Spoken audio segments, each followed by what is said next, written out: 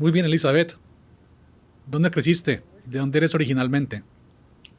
Yo crecí en Clinton, California. ¿Dónde es Clayton? Está arriba en la bahía de San Francisco, cerca de Walnut Creek, en el este de la bahía. Y cuéntame sobre tu niñez. ¿Tuviste a tus dos padres cuando eras niña? Sí, mis padres permanecieron juntos hasta que mi madre falleció en el 2016 de Alzheimer. No, lo siento. Está bien. ¿Cómo puedes describir tu niñez? Realmente estresante, realmente traumática y con mucho drama innecesario. Mi padre era un predicador baptista sureño de Texas. Mi madre era de Inglaterra, de un pueblo pequeño en Inglaterra. Y cómo se conocieron, él estaba en la Fuerza Aérea en Inglaterra. Mi madre tomó el barco Queen Mary hacia Texas cuando tenía 21 años y se casó con mi padre. Y no creo que ella lo conociera muy bien. Ella no tenía idea en qué se estaba metiendo. Um, ¿Por dónde empiezo? Entonces, ellos tuvieron a mi hermano mayor y luego 3 años después tuvieron a mi otro hermano, Steve. Entonces eran dos niños. Y luego hubo un espacio de 10 años y me tuvieron a mí y a mi hermano pequeño. Mi hermano pequeño es 3 años menor que yo. Mi padre era muy mal geniado. Yo diría que era más allá del mal genio. Era más como furia. Él tenía un asunto con la rabia y era abusivo físicamente. Y era un predicador. Y luego mi madre era la directora de una escuela que hacía parte de la iglesia. Así que nosotros éramos los hijos del predicador y de la directora, lo cual generaba mucha presión, especialmente con lo que sucedía en la casa.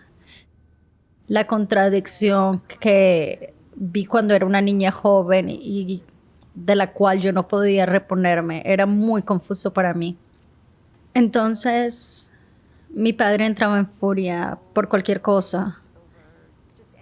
Por ejemplo, él me gritaba y me pegaba por quitarme los zapatos cuando yo regresaba a la casa. ¿Por qué te quitaste los zapatos? ¿Sabes? Entonces me dejé los zapatos puestos y luego la semana siguiente me metí en problemas por tenerlos puestos. Así que nada tenía sentido, no había consistencia, realmente no había un método a su locura. Entonces lo que aprendí de joven era leer la energía para sentir su rabia, ¿eh? Y de esa forma cambiar mi comportamiento o irme a esconder. Ah, Aprendí a una edad muy joven a volverme muy pequeña, casi invisible y simplemente no tener necesidades porque realmente no había espacio para eso en mi casa. Él siempre fue abusivo sexualmente hacia mí. Yo no sé si él hacía cosas a mis hermanos, no sé, no estaba ahí. Yo estaba en la casa, pero no sé, ellos dicen que él no lo hizo. Entonces, lo que pasaba, digamos un sábado por la noche, yo tenía 6 o 7 años, alguien venía a mi cuarto y era oscuro y estaba encima mío y no podía respirar. Y luego acababa y después el siguiente día yo tenía que ir a la iglesia y sentarme en el banco y ver a mi padre predicar. Y al final del servicio yo tendría un dolor de cabeza fuertísimo que escasamente podía ver con claridad y para el final de la tarde estaría vomitando porque mi cuerpo no sabía cómo procesar lo que estaba pasando. Yo pienso que simplemente era demasiado para mí, era tan solo una niña. Y esto sucedió durante años y desafortunadamente mi madre, ella creció en Inglaterra durante la Segunda Guerra Mundial y les lanzaban bombas y su vida estuvo siempre en peligro. Y luego ella me dijo que fue violada por un vecino cuando tan solo tenía 10 o 11 años y nunca lidiaron con eso. Ella dijo, "Oh, este hombre me hizo esto" y ella fue llamada una mentirosa, ¿sabes? Entonces mi madre tenía su propio trauma con el cual nunca lidió y yo creo que energéticamente la razón por la que mi madre y mi padre se juntaron simplemente encajaba perfectamente porque continuaba la locura. Um, entonces ella por alguna razón no era capaz de protegernos. Ella realmente no hizo nada para protegernos. Y, sabes, yo creo que hay muchos hombres que prenden la mecha, se enojan y pierden el temperamento y la madre está ahí, sabes, para detener eso. pero ella no lo hizo. Entonces, diría que la cosa más dolorosa que aprendí fue desasociarme cuando niña, como que simplemente me iría del cuerpo, especialmente cuando mi padre me pegaba, le llamarían una nalgada, pero él nos pegaba hasta que tuviéramos vasos rotos y morados en nuestro trasero y cosas así. Y de esa manera era la fachada perfecta porque nadie podría verlo, no podían ver los morados porque tendríamos puesta la ropa. Pero la parte más difícil era ver cómo golpeaba a mi hermano menor. Él era 3 años menor que yo, tenía una cabeza de bebé con ojos azules enormes y era simplemente hermoso. Era como un pequeño ángel bebé y yo vería cómo mi padre le rompía su espíritu. Fui testigo y era devastador, era absolutamente devastador. Se volvía azul porque no podía respirar y mi padre simplemente no dejaba de golpearlo y mi mamá simplemente se paraba y miraba o se iba a otro cuarto porque no quería ver eso, pero yo lo veía todo. Pero ella sentía que no podía enfrentarlo. No creo. Creo que mi madre nunca sintió como que tuviera una lección en su vida. Siento que ella se sentía atrapada durante toda su vida y encajaba en ese rol de víctima y eso es un rol muy difícil de soltar porque si dejas de ser una víctima y un mártir, tienes que tomar responsabilidad y yo pienso que mi madre, si hubiese confrontado a mi padre sobre su comportamiento, ella tendría que admitir que había algo muy equivocado. Así que pienso que sería más fácil ignorarlo o que de alguna forma hiciera un bypass en su mente. Entonces, mi hermano menor sufrió mucho, soportó mucho y pienso que mi hermano mayor también. Mi hermano mayor y yo ya no tenemos una relación porque él simplemente es muy difícil y creo que está dañado. Ya sabes, por lo que él atravesó cuando era un niño. Ah, Así que esto sucedió durante años. Realmente no sé cómo sobreviví. Yo creo que la desconexión realmente me salvó la vida. De otra manera, lo más probable es que me hubiese ido, ¿sabes? Simplemente habría perdido la cordura así. Así que aprendí cómo sobrevivir cuando tenía 12 años consumiendo drogas y alcohol. Eso fue cuando fui introducida a las drogas y el alcohol por primera vez. Mi hermano mayor ayudó con eso, porque eso era lo que él utilizaba y no creo que él trataba de lastimarme. Pienso que era su remedio. Entonces, él sabía lo que estaba sucediendo. Y después, cuando tenía esa edad, unos niños se mudaron a la casa de al lado. Y uno de estos niños vecinos era 3 años mayor que yo y él se convirtió en un jíbaro, entonces él me suplía las drogas. Yo, ¿sabes? Hice LSD, de alguna manera abrió mi mente, creo, vi energía por primera vez. Me di cuenta que había más que solo lo físico de la vida, era realmente hermoso. Sí, realmente me dio mucha fuerza. Sabes, que utilicé la marihuana, utilicé el alcohol. Empecé a fumar crack cuando tenía 14 años. Y por alguna razón, sabes, me gustó, pero no me gustó mucho. No me gustó la sensación de sentirme fuera de control. Entonces mi amigo me dio crystal meth y ahí ya era como en casa. El crystal meth era lo correcto. Me hizo sentir en control. Yo creo que de todo el trauma de mi infancia, mis glándulas adrenales estaban tan desgastadas que no tenían energía natural, estaba deprimida, quería irme a dormir, realmente no quería hacer mucho. Entonces cuando hice el crystal meth, es como si alguien hubiese encendido las luces, yo cobré vida y quería estar alrededor de la gente y es como si estaba en el interior y realmente era muy divertido. Creo que no me volví adicta al crack, el crystal meth era mejor, gracias a Dios. Pe-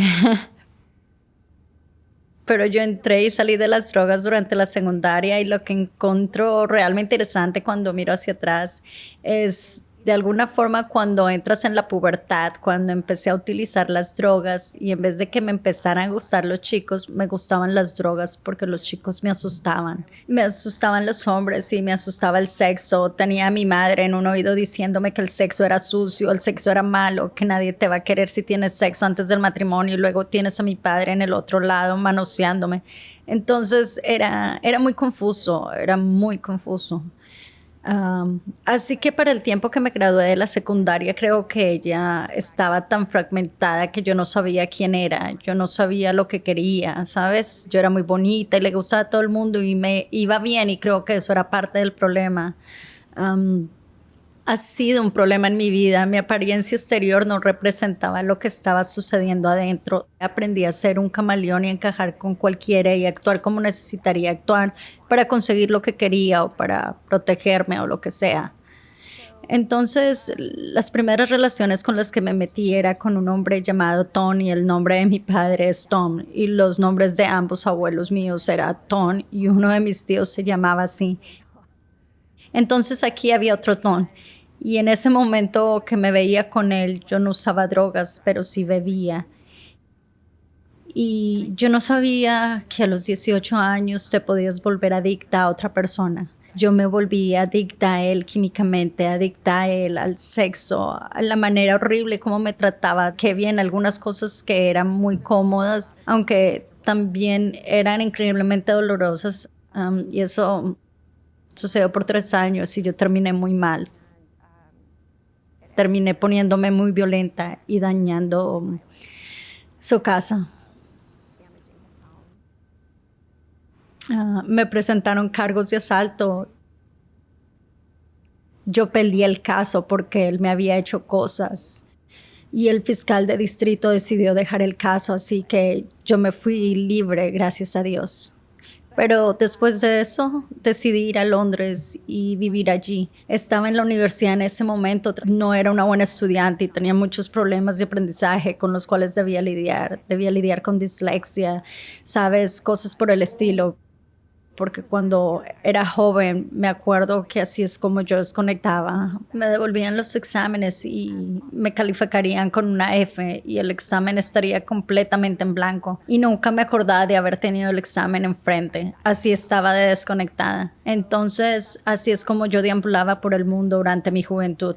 Pero cuando estaba en Londres, por supuesto que me sentía atraída hacia las drogas. Empecé a meter éxtasis e ir a los bares y eso se sentía muy bien. Se sentía como, ya sabes, como buenos momentos, como aquí hay gente que son amables conmigo y realmente me sentía bien y me sentía llena de amor y cuando volví a casa era 1994. Y yo anhelaba más de la escena de los bares, entonces fui a San Francisco y empecé a ir a los bares allá. Me conecté mucho con la música house y por supuesto con el crystal meth.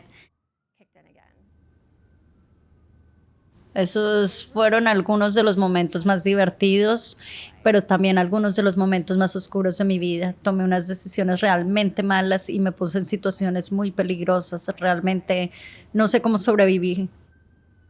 Pienso que Dios siempre me ha cuidado.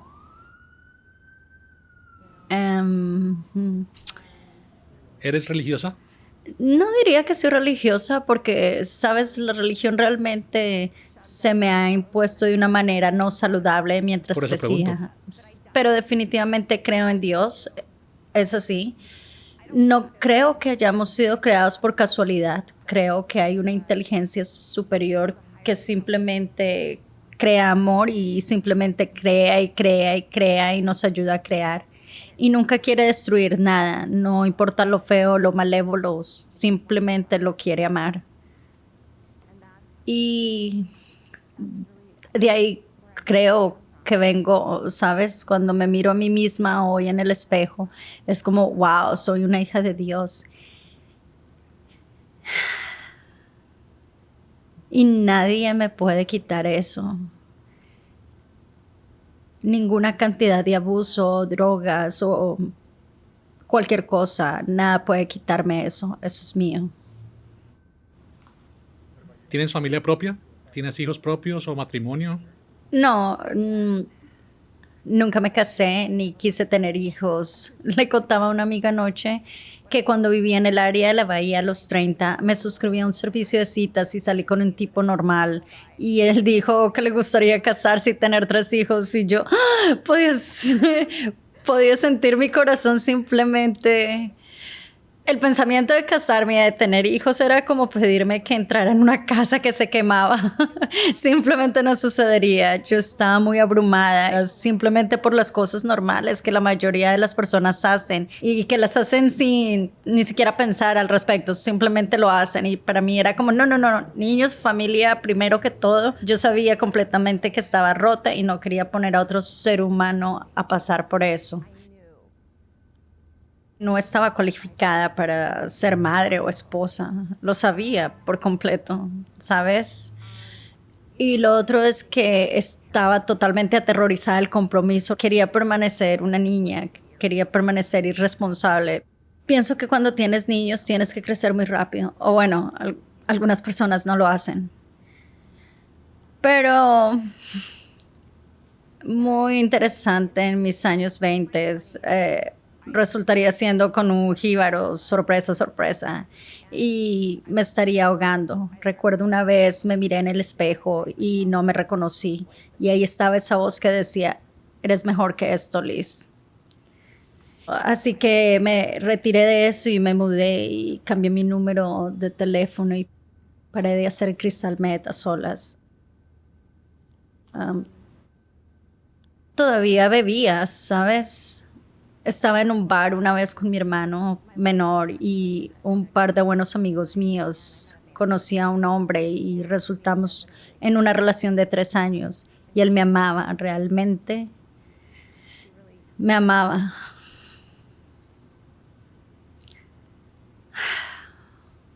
¿Sabes? Pero yo tenía tanto trauma que estaba debajo de la superficie. No podía ir muy profundo sin importar cuánto me amaran, porque yo no me amaba a mí misma. Me sentía rota, me sentía indigna, me sentía loca, sentía que no podía ser amada. Ese es el meollo del asunto, ¿verdad? Absolutamente, porque sentía que no podía ser amada. Porque si mis padres me trataban así, debe haber algo malo conmigo, o así es como yo lo veía. Así que él y yo estuvimos juntos por 2 años y entonces empecé a utilizar drogas otra vez porque la intimidad con él realmente motivaba muchas cosas que estaban debajo de la superficie. Y terminé la relación y él estaba devastado y yo estaba devastada y traté de matarme. Obviamente no funcionó, pero ingresé a un hospital y estuve ahí por una semana y me puse estable con unos medicamentos. Volví a salir al mundo, volví a la escena de los bares en San Francisco. Yo estaba utilizando meth otra vez todos los días. Llegué a un momento donde empecé a tener psicosis y yo simplemente me ponía loca o paranoica. Entonces, nunca me olvidaré, era un domingo, estaba en un apartamento en San Ramón, California, y estaba buscando una bolsa con drogas, ¿sabes? Una bolsa con meth, y pensaba, no puedo imaginar mi vida sin ti, no puedo continuar haciendo esto, y una vez más estaba a la puerta de salida, ¿sabes? Entonces tomé media botella de GHB y unas pastillas para dormir y dejé una nota, escribí una nota pidiendo disculpas a todos, que no hacía esto para lastimar a nadie, pero que simplemente era por mi propio dolor. Y me desperté a la mañana siguiente en el piso, había vomitado todo a un lado, gracias a Dios, porque usualmente lo que sucede es la gente está acostada sobre la espalda, vomita y eso se va a sus pulmones. Entonces, cuando desperté no sabía si estaba viva o muerta. Estabas tratando de matarte. Definitivamente tratando, sí, esto no era para llamar la atención. Quería acabarlo y simplemente mirar a mi alrededor y mi cuerpo tenía mucho dolor y llamé a una amiga y le dije lo que había hecho y una ambulancia vino y fui al hospital otra vez y esta vez estuve allí por 3 semanas porque sabían que si me dejaban salir simplemente lo iba a intentar otra vez. Entonces, esta amiga mía, ella contactó a mi hermano mayor y simplemente dijo, su hermana se va a morir, tiene que ayudarle. Y yo no había hablado con mi papá, no hablé con mi padre por 13 años, porque le tenía mucha rabia. Y entonces mi hermano mayor llegó al hospital. Bueno, mis dos hermanos mayores, mi hermano Steve llegó a la ciudad, él y mi madre y mi hermano menor, ellos aparecieron en el hospital y la enfermera vino y dijo, ¿sabes? Tu familia está aquí. Yo pregunté, ¿mi padre está aquí? Y ella dijo, no, es tu madre y tus hermanos. Y yo dije, diles que se vayan, no los quiero ver. Yo estaba enojada de estar con vida, enojada, tenía mucha rabia. Pensaba, ni siquiera me puedo matar. ¿Sabes a lo que me refiero? Simplemente sentía que no podía obtener lo que necesitaba en ningún lugar. Entonces aquí estoy enojada, simplemente quiero que mi familia se vaya. Mi hermano vino al hospital todos los días hasta que yo hablara con él y finalmente hablé con él y él me dijo, ¿sabes qué, Liz? Te vamos a enviar a un lugar y te vamos a conseguir ayuda. Hemos decidido como familia que necesitas ayuda. Así que me enviaron aquí a Newport Beach a una rehabilitación y estuve interna por 9 meses. La mayoría de las personas van a rehabilitación por 30 días o 60 días, 90 días. Pero yo literalmente no sabía cómo vivir, no sabía cómo ser normal.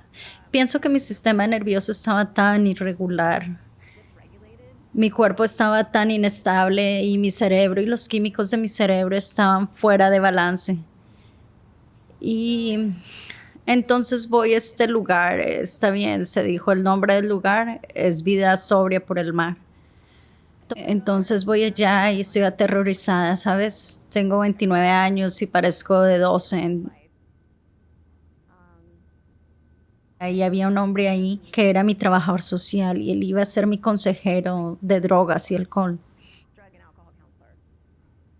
Entró a su oficina y miró su escritorio y tenía un pocillo de los Cowboys de Dallas y mis hermanos y mi padre eran fanáticos de los Cowboys de Dallas y él se voltea y me mira y dice, hola Liz, y yo le pregunto, oh, ¿tú eres de Texas? Y él dice, sí, lo soy. Y digo, déjame adivinar, ¿solías ser un predicador? Y él dice, sí, lo fui. Y yo pienso, ¿qué está pasando?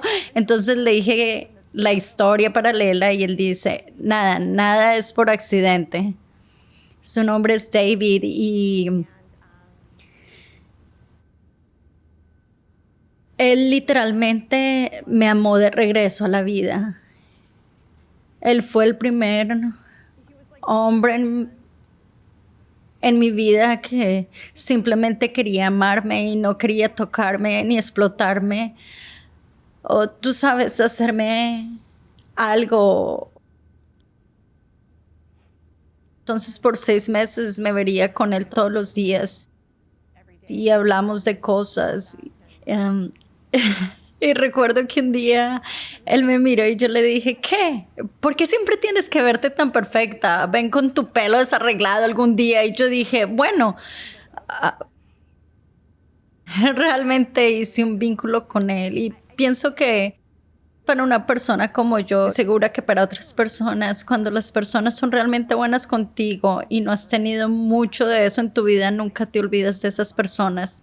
Ahora tengo 47 años, yo tenía 29 cuando lo conocí, acabo de hablar con él por teléfono el otro día. Amé a ese hombre, era un ángel.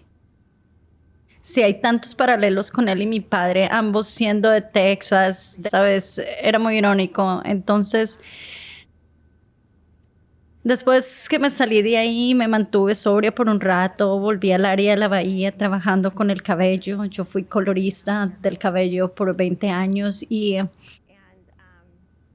empecé a utilizar meth otra vez y pensaba, maldita sea, aquí vamos. Y decía, no puedo hacer eso otra vez, no haré esto otra vez. Entonces decidí ir a AA y sé que no debemos hablar de AA en prensa, radio, cine, bla, bla, bla, pero lo voy a hacer. Creo que necesitas salir de las sombras y dejar de ser un secreto. No hay nada vergonzoso en ello de pedir ayuda. Así que algo interesante sucedió cuando me puse sobria esa vez. Cuando estaba sobria viviendo cerca del mar, estaban tratando de atraparme por conectar con tipos. Tuve recaídas porque yo estaba muy decidida. Una vez que le meto determinación a algo, prácticamente continúo con eso.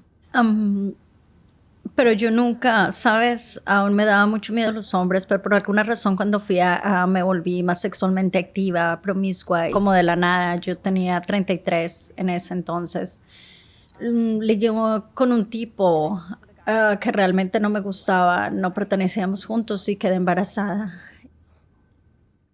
Y entonces a los 34 aborté. Realmente era mi segundo aborto. Ya había tenido un aborto a los 23 cuando salía con el jíbaro. Y esa vez fue muy claro lo que tocaba. Sabes, yo era adicta al med.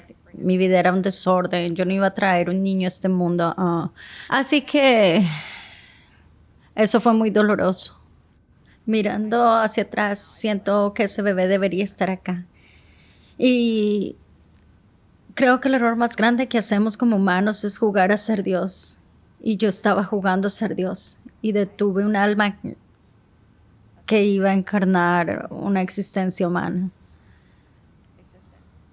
Y, sabes, he tenido que vivir con eso y al mismo tiempo yo simplemente estaba haciendo lo mejor que podía. Otra vez me abrumaba la idea de tener un hijo. Digo, la verdad es que yo necesitaba un niño de la misma manera que necesitaba un hueco en mi cabeza. Así que eso fue doloroso. Y entonces yo simplemente empecé a hacer meditación espiritual, meditaría por horas, porque no pensaba recaer en las drogas. Y vi cosas en la meditación muy interesantes, la conexión espiritual con la persona que estaba allí. Me mostró el círculo de la vida, que nunca morimos. Es como que nacemos y tenemos esta experiencia y después dejamos este cuerpo humano y nos convertimos en espíritu y de alguna forma se va otra vez. Me mostró que realmente no hay algo así como la muerte, como nos la han enseñado, que hay una muerte física en la que dejamos nuestro cuerpo atrás, pero que definitivamente hay más de lo que vemos acá. Y voy a compartir esta historia bizarra. Era noviembre del 2011. Yo estaba trabajando, tinturando mucho cabello y los domingos por la mañana simplemente me quedaba acostada en la cama. Y recuerdo, eran como las 10 a.m. y empecé a abrir los ojos y estaba en un estado somnoliento cuando de repente escuché un ruido eléctrico como un zumbido. Zzz.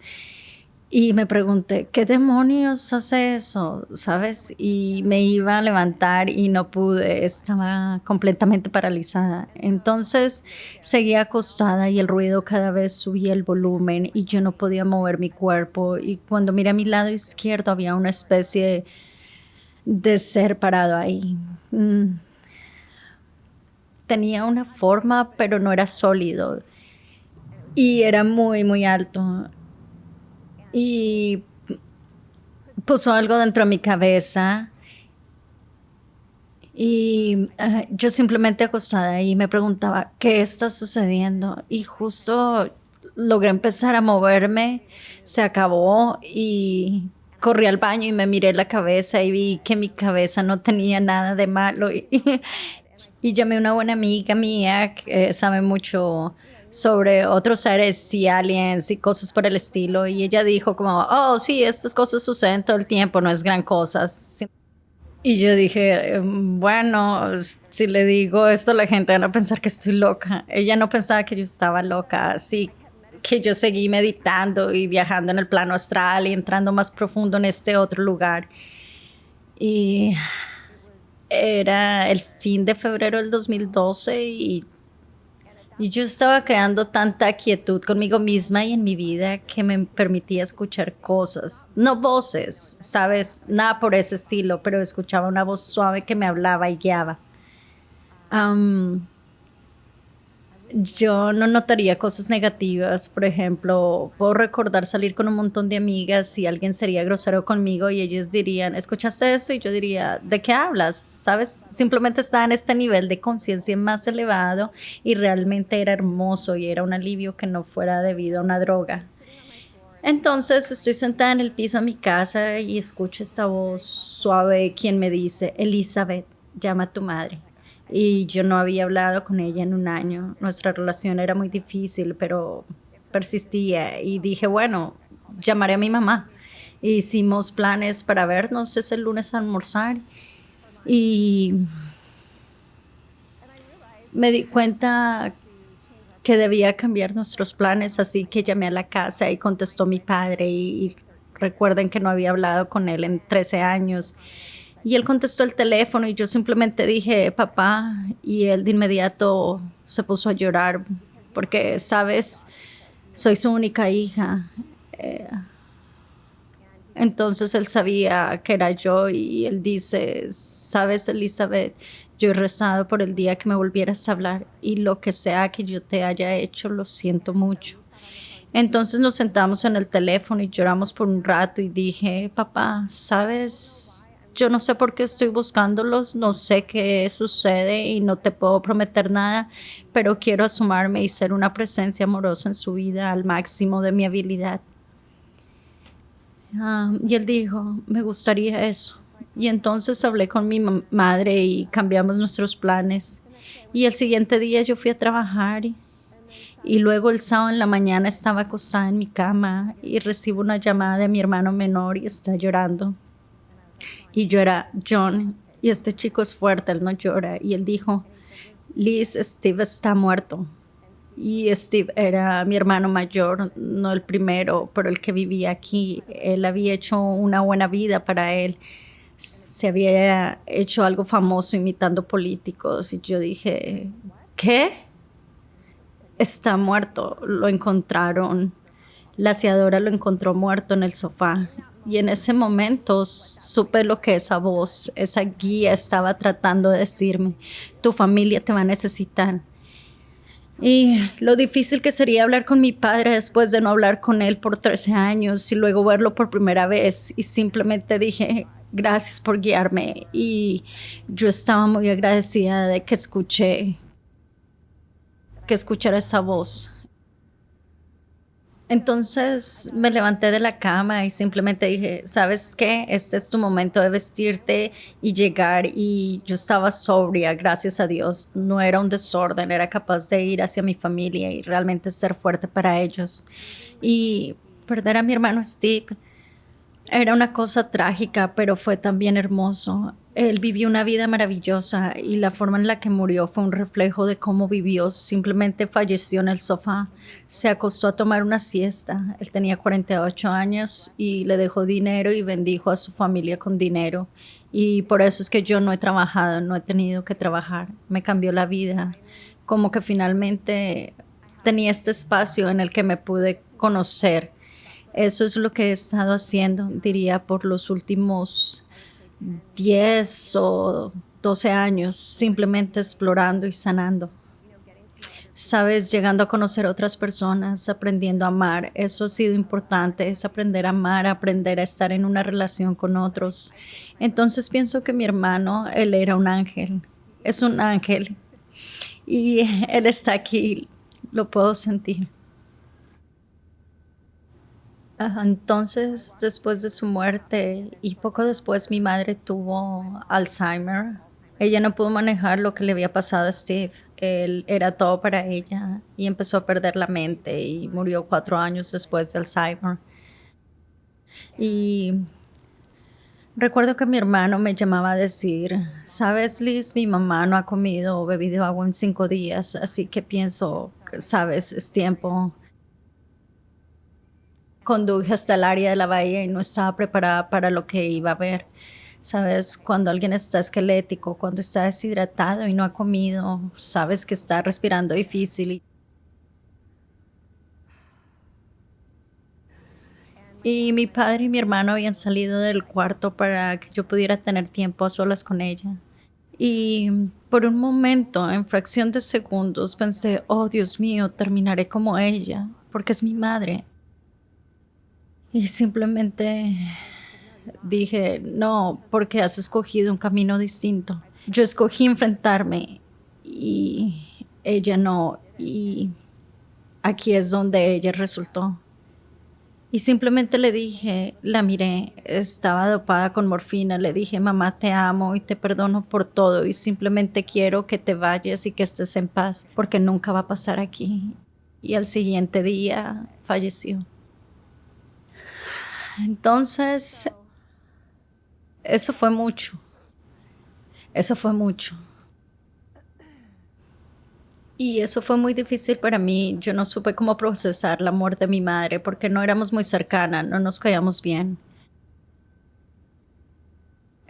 Entonces, desafortunadamente, después de su funeral, yo me volví un poco autodestructiva y me fui en una borrachera de 3 días. Y un mes después de eso, me deprimí severamente. Creo que simplemente estaba suprimiendo todo ese dolor y rabia. Me interné en el hospital, esto fue en el 2016. Yo estaba sentada ahí con una doctora y le dije que realmente no quería seguir con la medicación otra vez. Yo ya había dejado la medicación por casi 8 años y ella decía, pues mira, tú realmente has agotado todas las opciones. Entonces decidí tomar el medicamento y tomar 10 miligramos del Lexapro. Y lo que es esa cosa ha corregido el desbalance en materia de horas. Me sentí mejor, salí caminando del hospital como una persona completamente nueva. Y he estado muy, muy estable y muy contenta desde entonces. Y he podido lidiar con mi vida y las condiciones de mi vida.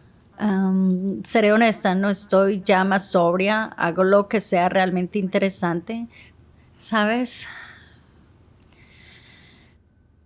Sabes, pienso que en esos 8 años donde estuve en abstinencia de todo, necesitaba ese tiempo para sanarme y sanar mi cerebro y ahora puedo tomar un poco de vino si quiero. Sabes, no es que yo me quiera lastimar.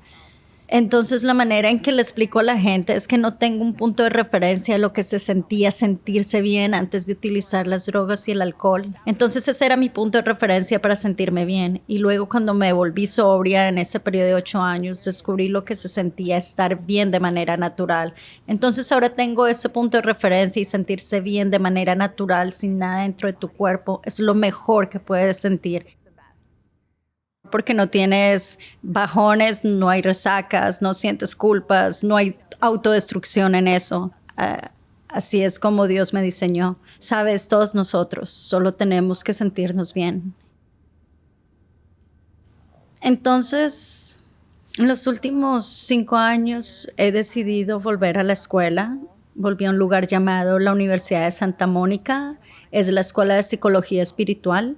Hice un programa de 2 años y estuve allí y fue doloroso. Digo, realmente me enfrenté a mucho dolor de una manera distinta. Digo, años antes yo entraba y salía de terapia por 11 años y luego hice una terapia grupal, entraba y salía por 7 años, pero esto fue diferente, esto lo llevó a otro nivel y realmente me cambió. Me hizo una persona mejor y me hizo alguien más fuerte y me enseñó cómo escuchar a los otros.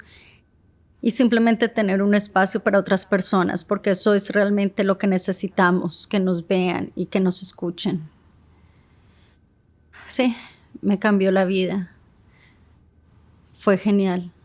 En tu vida, ¿qué dirías que es lo más importante que has aprendido? Aceptar lo que es y amar.